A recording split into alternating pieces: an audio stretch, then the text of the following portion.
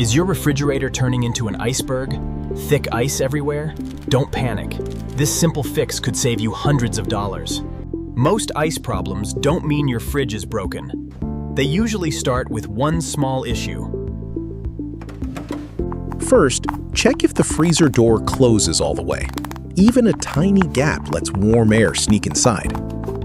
That warm air turns into moisture, and moisture quickly becomes thick layers of ice. Next, look for blocked air vents. Good airflow keeps temperatures balanced inside. If vents are blocked, cold air gets trapped, and ice starts building up faster than you think. Still seeing heavy ice. The defrost system may not be working properly.